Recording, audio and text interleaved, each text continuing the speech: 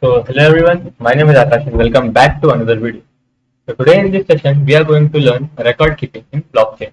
So as we now have understood how to assign unique identity to every user through public and private keys and conduct transaction between these entities through the use of UTXO or unspent transaction output. Okay. So naturally, the next question to ask is how do we keep track of all the history of transaction? That is record keeping. Okay. So I mean, after all, a user's current balance can be described as a number of transactions. So summing to the current amount, and if we don't know what transaction have happened in the past, we can't determine what's valid in the future, right? So let us consider this diagram. So here we have included five entities. So each of these circle represents an identity. So the first one is Rusty, that is green on top, green circle in top. Okay.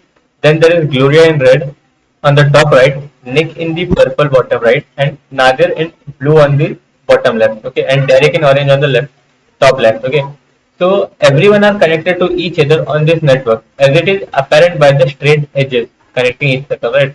For simplicity's sake, we have replaced all public keys with the names. Okay.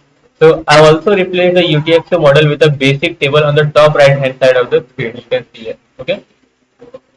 So we need to store the history of transaction for obvious reasons, right? To know who owns what in the present and to use the history to confirm the validity of future transactions. Also, to save this information, we need some form of database, right? What is a database? A database is basically a store of information, and there are many types and implementation of databases. So to understand which type of database we need to use in Bitcoin, let's recall again the requirements of Bitcoin protocol. We want no central entity in control of this information, right, in the network, right? And we want a way for anyone to be able to read and write the history of transaction. Hence, we want to use a distributed database, as its name entails information stored in a distributed manner, meaning that the information is not stored by one entity or only in one location. Because Bitcoin, but like everyone knows that Bitcoin aims to be decentralized. So we want to use exactly that.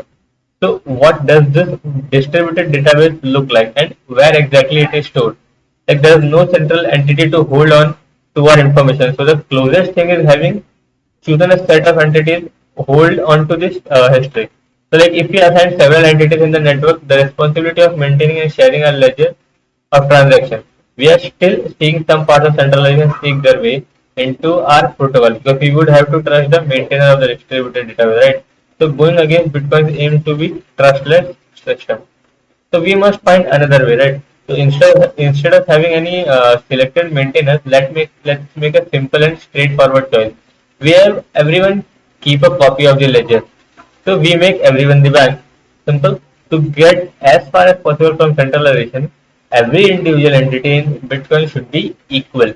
Okay. If every person stores the ledger, then every person has just as much right and legitimacy as the next person to vote on the validity of transaction, right? So every person has the control of their own data and no person can decide for anyone else's. There's no one person to bribe, no one person to hack, no one person to cheat in order to alter the database. So this is the maximum state of individual independence is possible for maintaining the history of transactions. So also, we know that we want each person to store the ledger, but what should the database actually look like? What data structure hold the transaction history? So we might naively decide to store every transaction individually, but for a network that may be dealing with many transactions per second, and updating the database for every received transaction will be costly, especially since this update would have to be delivered to everyone in the network, right? So everyone maintains their own ledger after all, and once a change is made for one entity, it must propagate throughout the entire network. So we store our ledger efficiently. Okay. So every update to the distributed database, the Bitcoin ledger, is a batch of transactions grouped in what are called blocks. Okay.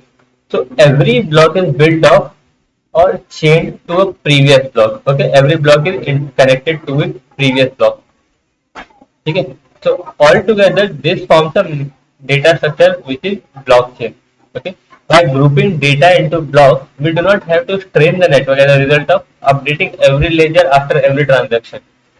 With a blockchain, only every block which may contain thousands of transactions need to be appended to the blockchain.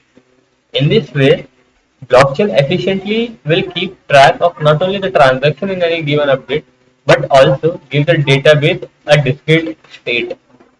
So every block is an update and a chain of block represents a history. So this process is very much helpful for identifying discrepancy between two different versions of the databases.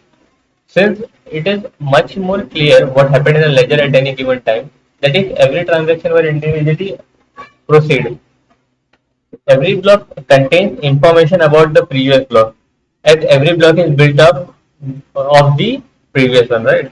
So if any block is mutated intentionally or not, information within the block and all future blocks will get changed.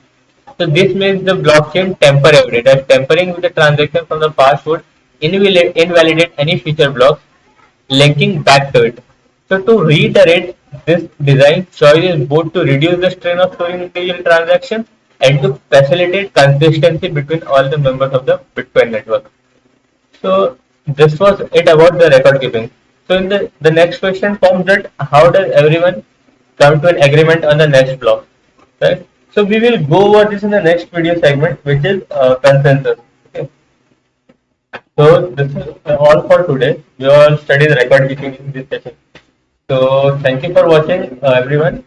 If you like this video, please do subscribe this channel. Thank you.